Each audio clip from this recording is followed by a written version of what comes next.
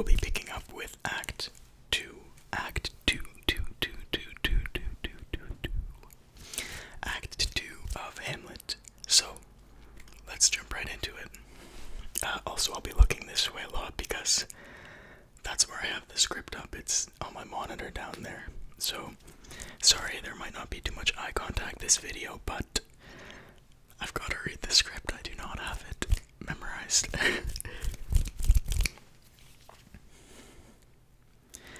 Give him this money and these notes, Ronaldo. I will, my lord. You shall do marvelously wisely, good Ronaldo, before you visit him to make inquire of his behavior. My lord, I did intend. Very well said. Very well said. Look you, sir, inquire me first. What danskers are in Paris, and how and who, what means and where they keep, what company at what expense, and finding by this encompassment and drift of question that they do not know my son, come you more nearer than your particular demands will touch it, take you as 'twere some distant knowledge of him. And thus I know his father and his friends, and impart him. Do you mark this, Ronaldo? Aye, very well, my lord. And impart him, but you may say not well, but if to be he I mean, he's very wild, addicted so and so, and there put on him what forgeries you please, marry none so rank as may dishonor him. Take heed of that. But, sir, such wanton, wild, and usual slips as our companions noted and most known to youth and liberty. As gaming, my lord, aye, or drinking, fencing, swearing, quarreling, trapping, you may go so far. My lord, that would dishonor him. Faith no, as you may season it in the chain, in the charge, you must not put another scandal on him, that he is open to incontinency, inconsciency. That's not my meaning, but breathe his faults so quaintly, that they may seem the taints of liberty, the flesh and outbreak of a fiery mind, of savageness and unreclaimed blood, of general assault.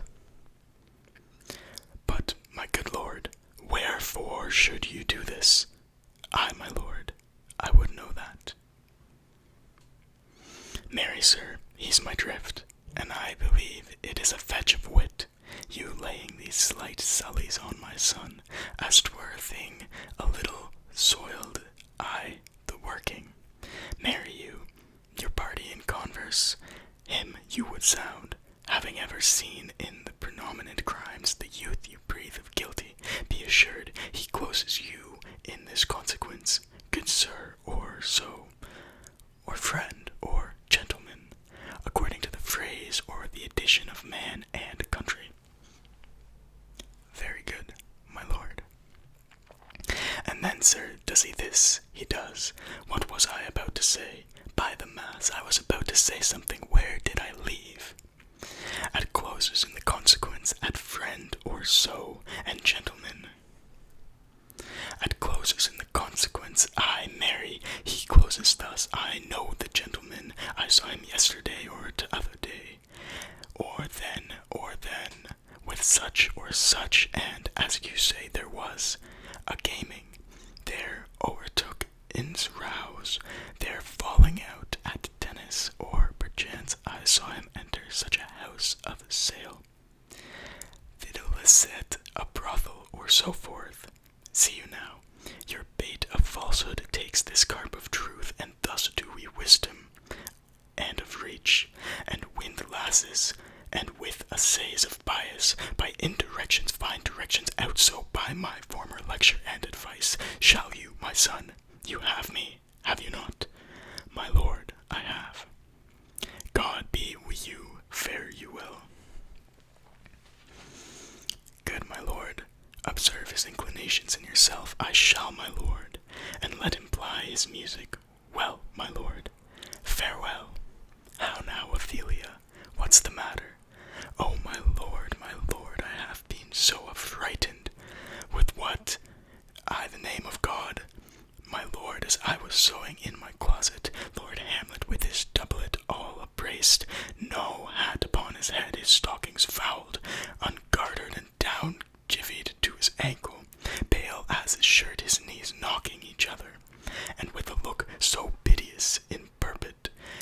as if he had been loosed out of hell.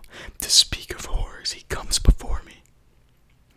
Mad for thy love, my lord, I do not know, but truly I do fear it. What said he? He took me by the wrist and held me hard, then goes he to the length of all his arm, and with his other hand thus o'er his brow he falls to such perusal of my face, as he would draw it long stayed he so. At last a little shaking of mine arm, and thrice his head, thus waving up and down, he raised a sigh so piteous and profound, as it did seem to shatter all his bulk, and end his being. That done, he lets me go, and with his head over his shoulder turned, he seemed to find his way without his eyes, for out o' doors he went without their helps, and to the last bended their light on me. Come, go with me, I will go seek the king. This is the very ecstasy of love, whose violent property forebodes itself, fordoes itself, and leads the will to desperate undertakings, as oft as any passion under heaven that does afflict our natures. I am sorry. What, have you given him any hard words of late? No, my good lord, but as you did command, I did repel his fetters and denied his access to me. That hath made him mad. I am sorry that with better heed and judgment I had not quoted him. I feared he did but trifle, and meant to wreck thee. But beshrew my jealousy, by heaven, it is as proper to our age to cast beyond ourselves in our opinions, as it is common for the younger sort to lack discretion. Come, go we to the king. This must be known, which, being kept close, might move more grief to hide than hate to utter love. Welcome, dear Rosencrantz and Guildenstern. Moreover, that we much did long to see you. They need we have to use you did provoke. Our hasty sending, something have you heard of Hamlet's transformation, so call it. Sith nor the exterior nor the inward man resembles that it was, what it should be. More than his father's death, that thus hath put him so much from the understanding of himself, I cannot dream of, I entreat you both. That being of so young days brought up with him, and sith so neighboured to his youth and behaviour, that you vouchsafe the rest here in our court some little time, so by your companies to draw him on to pleasures. That you vouchsafe your rest here in our court some little time, so by your companies to draw him on to pleasures, and to gather so much as from occasion you may glean, whether aught to us unknown afflicts him thus, that opened lies within our remedy. Good gentlemen, he hath much talked of you, and sure I am two men there are not living to whom he more adheres. If it will please you to show us so much gentry and goodwill as to expend your time with us a while, for the supply and profit of our hope, your visitation shall receive such thanks as fits a king's remembrance. Both your majesties might, by the sovereign power you have of us, put your dread pleasure more into command than to entreaty. But we both obey, and here give up ourselves in the full bent to lay our service freely at your feet to be commanded. Thanks, Rosencrantz and gentle Guildenstern. Thanks, Guildenstern and gentle Rosencrantz, and I beseech you instantly to visit my too much changed son. Go, some of you, and bring these gentlemen where Hamlet is. Heavens make our presence and our practices pleasant and helpful to him. Aye, amen. The ambassador from Norway, my good lord, art joyfully returned. Thou still hast been the father of good news. Have I, my lord? I assure my good liege, I hold my duty as I hold my soul, both to my God and to my gracious king, and I do think, or else this brain of mine hunts not the trail of policy so assured as it hath used to, that I have found the very cause of Hamlet's lunacy. Oh, speak of that,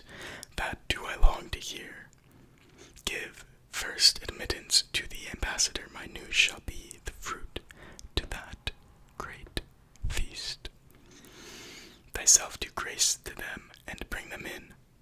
He tells me, my dear Gertrude, he hath found the head and source of all your son's distemper. I doubt it is no other but the main, his father's death, and our o'er hasty marriage. Well, we shall sift him. Welcome, my good friends, say Voltimand, what from our brother Norway.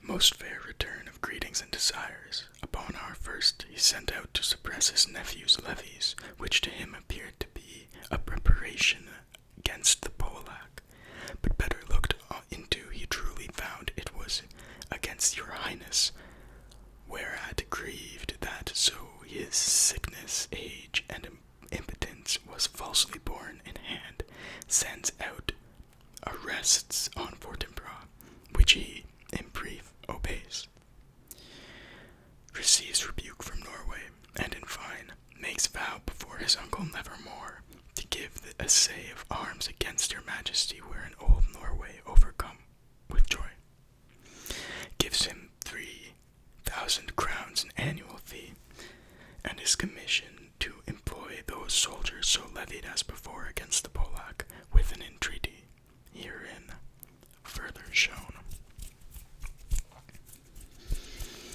that it might please you to give quiet pass through your dominions for this enterprise, on such regards of safety and allowance as therein are set down. It likes us well, and at our more considered time well read answer, and think upon this business. Meanwhile we thank you for your well-took labor. Go to your rest, at night we'll feast together. Most welcome home. This business is well ended, my liege and madam, to expostulate what majesty should be, what duty is, what day is day, night night, and time is time. We're nothing but to waste night, day, and time. Therefore, since brevity is the soul of wit, and tediousness the limbs of outward flourishes, I will be brief. Your noble son is mad. Mad call I it. For, to define true madness, what is it but to be nothing else but mad? But let that go. More matter with less art. Madam, I swear I use no art at all. That he is mad, 'tis true, 'tis pity, and pity 'tis true. A foolish figure, but farewell it, for I will use no art. Mad, let us grant him then, and now remains that we find out the cause of this effect, or rather say, the cause of this defect. For this effect defective comes by cause, thus it remains, and remainder thus. Perpend, I have a daughter, have while she is mine, who in her duty and obedience, mark, hath given me this. Now gather and surmise. To the celestial and my soul's idol, the most beautiful Ophelia. That's an ill phrase, a vile phrase. Beautified is a vile phrase, but you shall hear thus. In her excellent white bosom these, and came this from Hamlet to her. Good madam, stay a while, I will be faithful. I doubt thou the stars are fire, doubt that the sun doth move, doubt truth to be a liar, but never doubt I love. O dear Ophelia, I am ill at these numbers. I have not art to reckon my groans, but that I love thee best, O most best, I believe it. Adieu, thine evermore most dear lady, whilst this machine is to him Hamlet. This in obedience hath my daughter shown me, and more above hath his solicitings, as they fell out by time, by means and place, all given to mine ear. But how hath she received his love? What do you think of me, as of a man faithful and honorable? I would fain prove so, but what might you think when I had seen this hot love on the wing? As I perceived it, I must tell you that, before my daughter told me, what might you, or my dearest majesty,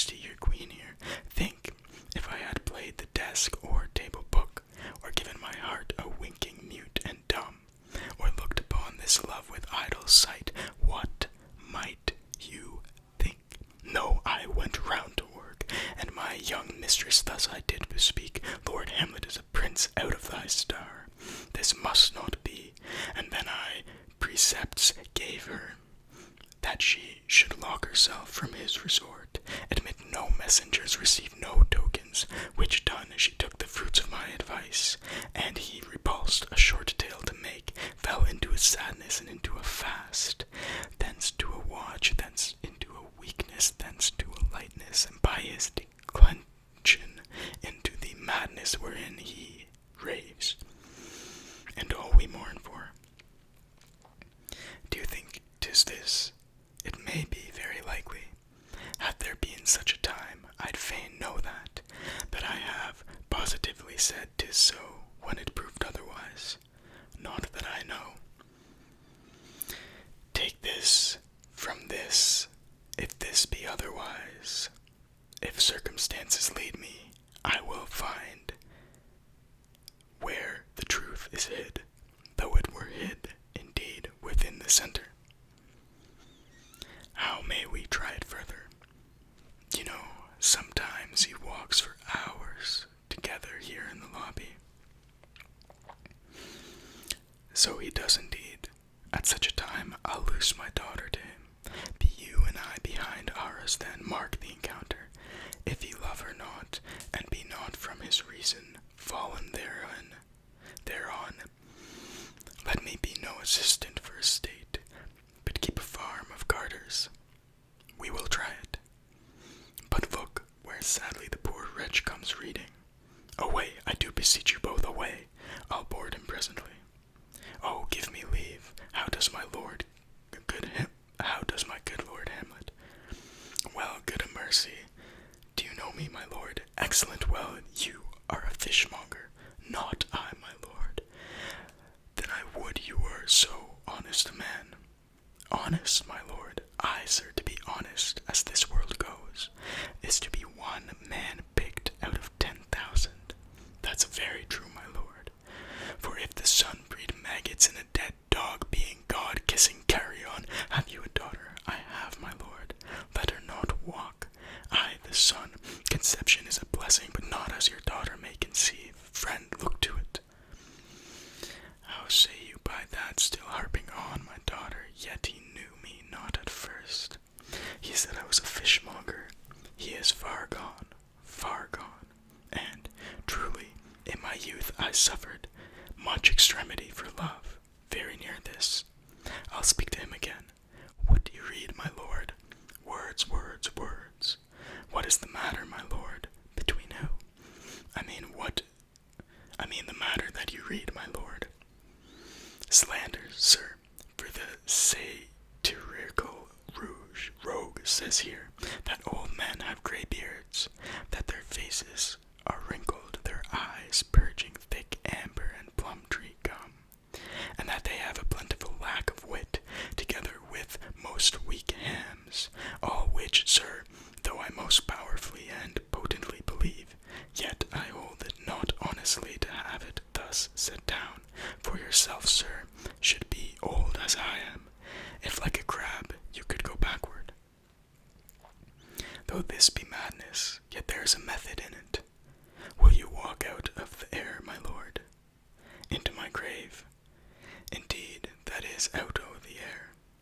How pregnant sometimes his replies are, a happiness that often madness hits on, which reason and sanity could not so prosperously be delivered of. I will leave him, and suddenly contrive the means of meeting between him and my daughter. My honorable lord, I will most humbly take my leave of you. You cannot, sir, take from me anything that I will more willingly part withal, except my life, except my life, except my life. Fare you well, my lord. These tedious old fools. You go to seek the Lord Hamlet, there he is. God save you, sir, my honored lord, my most dear lord, my excellent good friends. How dost thou, Guildenstern? Ah, Rosencrantz, good lads, how do ye both? As the indifferent children of the earth, happy in that we are not over happy on fortune's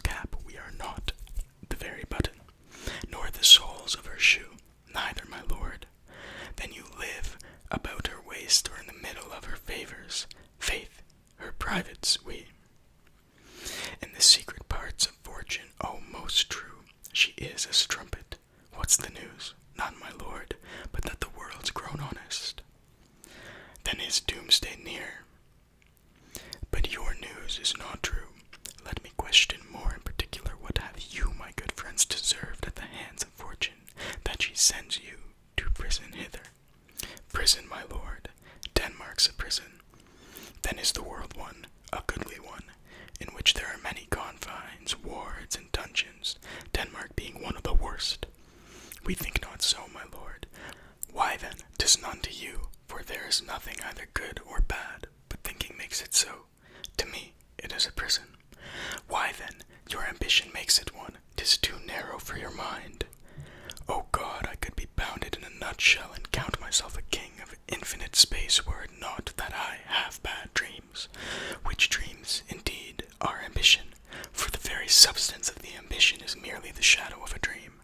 A dream itself is but a shadow, truly, and I hold ambition of so airy and light a quality that it is but a shadow's shadow. Then are our beggars' bodies and our monarchs and outstretched heroes the beggars' shadows. Shall we to the court, for by my fave I cannot reason. We'll wait upon you. No such matter. I will not sort you with the rest of my servants, for, to speak to you like an honest man, I am most dreadfully attended. But in the beaten way of friendship, what makes you at Elsinore? To visit you, my lord, on no other occasion. Beggar that I am even poorer in thanks, but I thank you. And sure, dear friends, my thanks are too dear a halfpenny. Were you not sent for? Is it your own inclining? Is it a free visitation? Come, deal justly with me. Come, nay, speak. What should we say, my lord? Why, anything but to the purpose. You were sent for, and there is a kind of confession in your looks which your modesties have not craft enough to color. I know the good king and queen have sent for you. To what end, my lord? That you must teach me. But let me conjure you, by the rights of our fellowship, by the consonancy of our youth, by the obligation of our ever-preserved love, and by what more, dear, a better proposer could charge you withal, be even and direct with me, whether you were sent for or no. What say you? Nay, then, I have an eye of you. If you love me, hold not off. My lord, we were sent for. I will tell you why. So shall my anticipation prevent your discovery and your secrecy to the king and queen moult no feather. I have of late, but wherefore I know not, lost all of my mirth, foregone all custom of exercises, and indeed it goes so heavily with my disposition that this goodly frame, the earth, seems to me a sterile promontory, this most excellent canopy, the air, look you, this brave o'erhanging firmament, this majestical roof fretted with a golden fire, why, it appears no other thing to me than a foul and pestilent congregation of vapors. What a piece of work is a man, how noble in reason, how infinite in faculty, in form and moving, how express and admirable in action, how like an angel, in apprehension, how like a god, the beauty of the world, the paragon of animals, and yet to me, what is this quiet quintessence of dust? Man delights not, me, no, nor women neither, though by your smiling you seem to say so. My lord, there was no such stuff in my thoughts. Why did you laugh then, when I said man delights not me? To think, my lord, if you delight not in man, what Lenten entertainment the players shall receive from you. We goaded them on the way, and hither are they coming to offer you service. He that plays the king shall be welcome, his majesty shall have tribute of me. The adventurous knight shall use his foil and target. The lover shall not sigh gratis. The humorous man shall end his part in peace. The clown shall make those laugh whose lungs are tickled though the sir. And the lady shall say her mind freely horse shall halt for it. What players are they? Even those you were wont to take delight in, the tragedians of the city. How chances if they travel, their residence, both in reputation and profit, was better both ways. I think their inhibition comes by the means of the late innovation. Do they hold the same estimation they did when I was in the city? Are they so followed? No, indeed, are they not. How comes it? Do they grow rusty? Nay, their endeavours keeps in the wonted place. But there is, sir, an array of children, little eyases, that cry out on the top of questions, and are most tyrannically clapped for it. These are now the fashion, and so berattle the common stages, so they call them, that many wearing rapiers are afraid of, goose quills and dare scarce come thither. What are they, children? Who maintains them? How are they escoted? Will they pursue the quality no longer than they can sing? Will they not say afterwards if they should grow themselves to common players, as it most like if their means are no better, their writers do them wrong to make them exclaim against their own succession? Faith, there has been much to do on both sides, and the nation holds it no sin to tar them to controversy. There was for a while no money bid for argument, unless the poet and the player went to cuffs in the question. Is it possible? Oh, there has been much throwing about of brains. Do the boys carry it away? Aye, that they do, my lord. Hercules and his load do.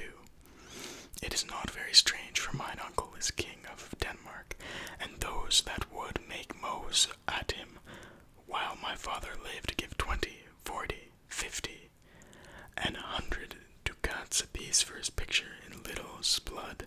There is something in this more than natural, if philosophy could find it out.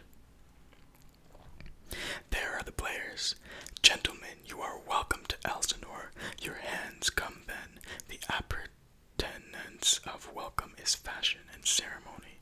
Let me comply with you in this garb, lest my extent to the players which I tell you must show fairly outward, should more appear like entertainment than yours. You are welcome, but my uncle, father, and aunt mother are deceived.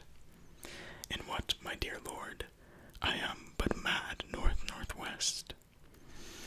When the wind is southerly, I know a hawk from a handsaw. Well be with you, gentlemen.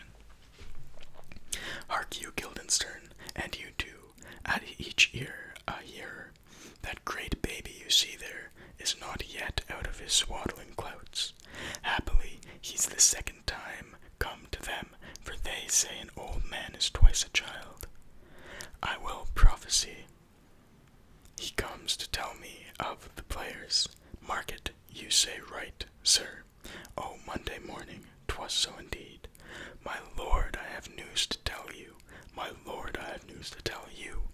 When Roscius was an actor in Rome, the actors are come hither, my lord. Bus, bus, upon mine honor. Then came each actor on his ass. The best actors in the world, either for tragedy, comedy, history, pastoral, comical, historical, pastoral, tragical, historical, tragical, comical, historical, pastoral, scene indefatigable, or poem unlimited. Seneca cannot be too heavy, nor Plautus too light, for the law of writ and liberty. These are the only men. O Jephthah, judge of Israel, what a treasure hadst thou? What a treasure had he, my lord? Why, one fair daughter and no more, the which he loved passing well. Still, O my daughter, am I not I the right old Jephthah?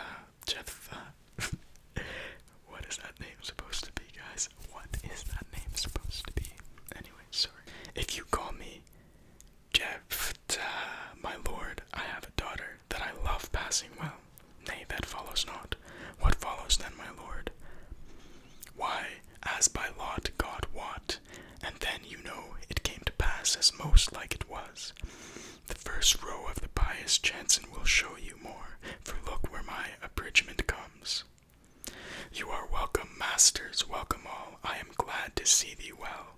Welcome, good friends, O my old friend, thy face is valiant since I saw thee last. Comest thou to beard me in Denmark, what my young lady and mistress, by her lady, your ladyship is nearer to heaven than when I saw you last. By the altitude of a Jobine, pray God your voice, like a piece of uncurrent gold, be not cracked within the ring. Masters, you are all welcome. We'll e'en toot like French falconers, fly at anything we see. We'll have a speech straight, come, give us a taste of your quality, come, a passionate speech. What speech, my lord? I heard thee speak me a speech once, but it was never acted, or if it was, not above once. For the play I remember pleased not the millions, 'twas caviar to the general, but it was, as I received it, and others whose judgment in such matters cried in the top of mine. An excellent play, well digested in the scene, set down with as much modesty as cunning. I remember one said there were no salads in the lines to make the matter savory, nor no matter in the phrase that might indict the author of affection, but called it an honest method, as wholesome as sweet, and by very much more handsome than fine. One speech in it I chiefly loved, 'twas Aeneas' tale to ditto, and thereabout of it especially where he speaks of Priam's slaughter. If it live in your memory, begin at this line, let me see. The rugged Pyrrhus, like the Hyrcanian beast. It is not so. It begins with Pyrrhus, the rugged Pyrrhus, he whose sable arms, black as his purpose, did the night resemble.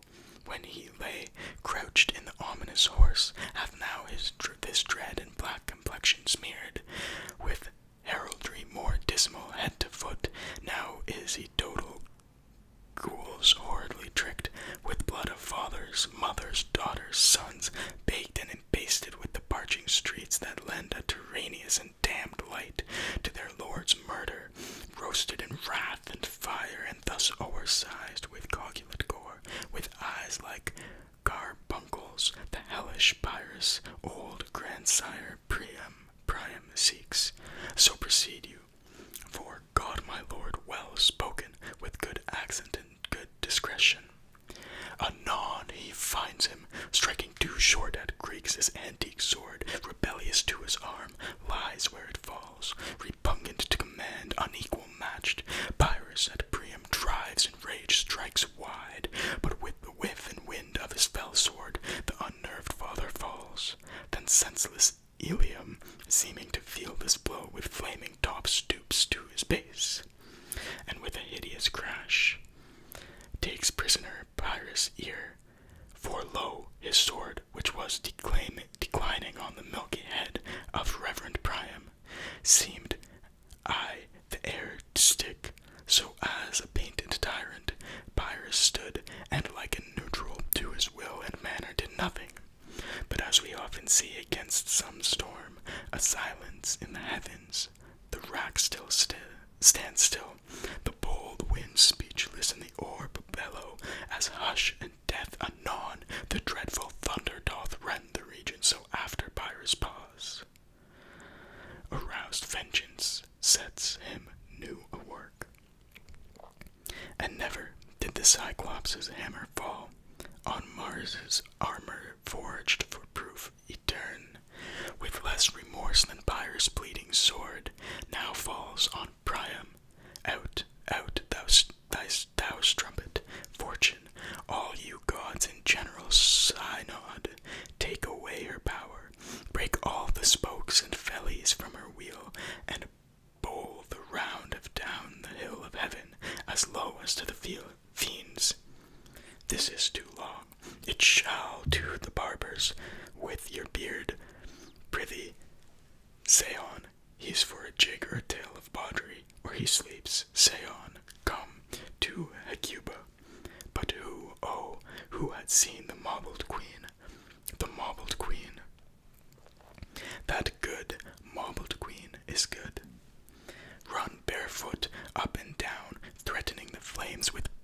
Assan, ruim a clout upon that head, where late the diadem stood, and for a robe about her lank and all o'er teemed loins, a blanket in the alarm of fear caught up.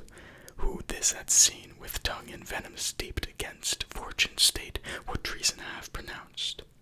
But if gods themselves did see her then, when she saw Pyrrhus make malicious sport in mincing with his sword her husband's limb, the instant burst of clamor that she made, unless things mortal moved them not at all, would have made milk the burning eyes of heaven and passion in the gods. Look whether he has not turned his colour and has tears in his eyes, pray you no more. 'Tis well, I have thee speak out the rest soon. Good my lord, will you see the players well bestowed? Do you hear? Let them be well used, for they are the abstract and brief chronicles of the time. After your death, you were better have a bad epitaph than their ill report while you live. My lord, I will use them according to their desert. God's bodykins man much better. Use every man after his desert, and who should escape whipping, use them after your own honor and dignity.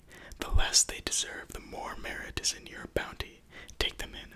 Come, sirs, follow him, friends. We'll hear a play tomorrow. Dost thou hear me, old friend? Can you play the murder of Gonzago? Aye, my lord. We'll hat tomorrow night. You could, for need, study a speech of some 12 or 16 lines, which I would set down and insert in it. Could you not? Aye, my lord. Very well. Follow that, lord, and look you mock him not. My good friends, I'll leave you till night. You are welcome to Elsinore. Good my lord. Aye, so, God be with ye. Now I am alone. Oh, what a rogue and pleasant slave am I! Is it not monstrous that this player here, but in a fiction, in a dream of passion, could force his soul so to his own conceit, that from her working all his visage waned, tears in his eyes, distraction in his aspect, a broken voice, and his whole function suiting with forms to his conceit, and all for nothing, for Hecuba. What's Hecuba to him, or he to Hecuba, that he should weep for her? What would he do?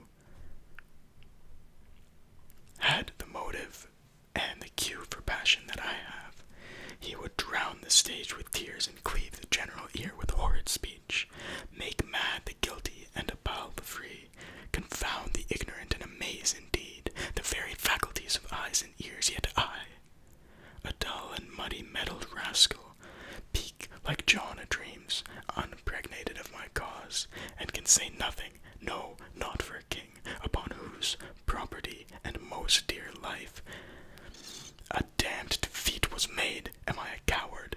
Who calls me villain, breaks my pate across, plucks off my beard and blows it in my face, tweaks me by the nose, gives me the lie, I the throat, as deep as to the lungs. Who does me this? Ha! Swoons. I should take it, for it cannot be. But I am pigeon-livered, and lack gall to make oppression bitter, or ere this I should have fatted all the region kites with this slaves of offal, bloody body villain, remorseless, treacherous, lecherous, kindless villain. Oh, vengeance! When what an ass am I!